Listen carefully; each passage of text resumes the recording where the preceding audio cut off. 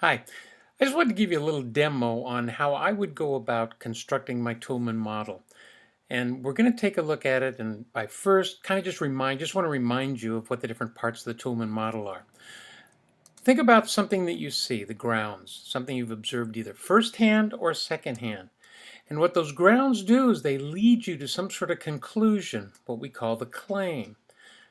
See something? Can predict something. How do we get from one to the other? Well, they're linked by a general rule that we call a warrant, a rule that can apply to more than one situation. How do we know we saw the grounds? Well, we have backing for the grounds. How do we know that this warrant is accurate? We have backing for the warrant. But there may be a time when that warrant isn't applicable in every situation. And because of that, we include another part called the reservations. Those are exceptions to the rule. And so if we have exceptions to the rule, we can't be 100% sure of the claim, so we need what is called a qualifier. And a qualifier is not a full sentence, it's just a word or phrase that indicates how sure you are of the claim. Words like most likely or in all probability. So those are your parts for your Toulmin model. And now we're going to apply it in a couple of situations. I want you to imagine that you had a date.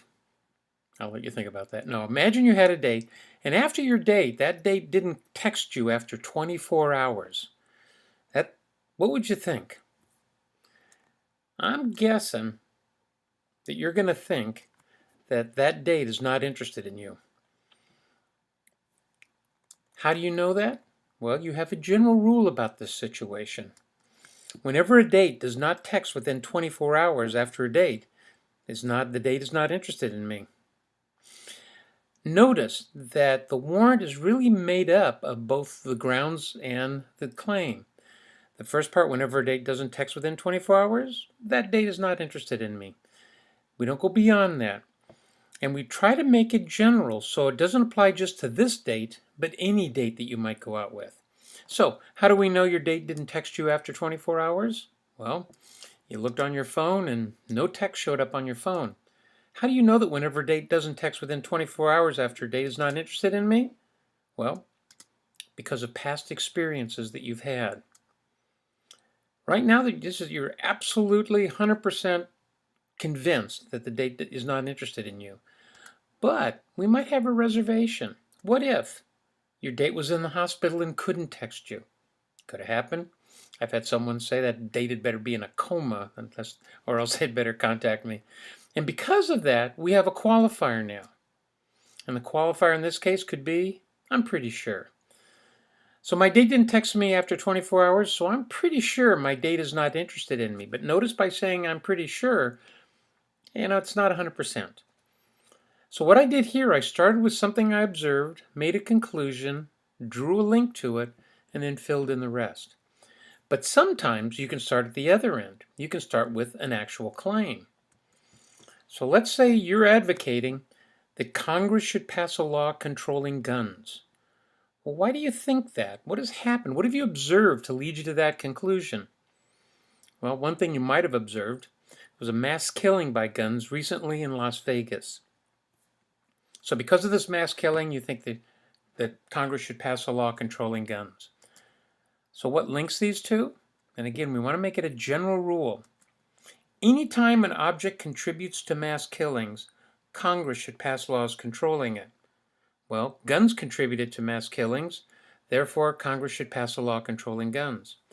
If other objects, laser beams, cause mass killings, according to this warrant, laser beams Congress should pass a law controlling laser beams. So again, notice how general the rule is. Well, how do we know there was mass killings recently in Las Vegas?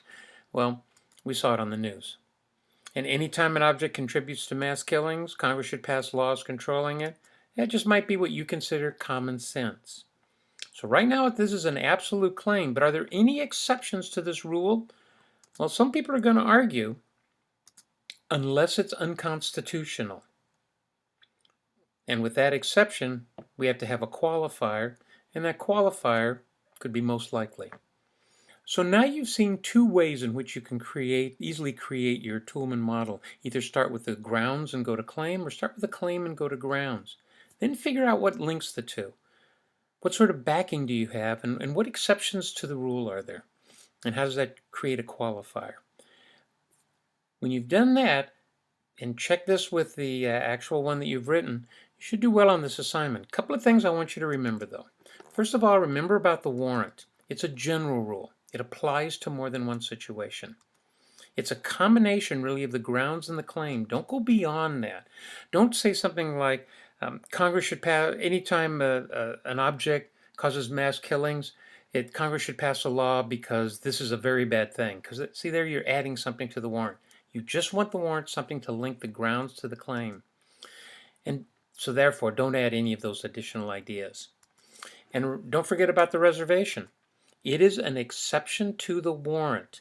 It has nothing to do with the grounds, only the warrant. When will that warrant not apply? And finally, remember the qualifier. It's just a word or phrase. It's not an entire sentence. Words like most likely, in all probability, things like that.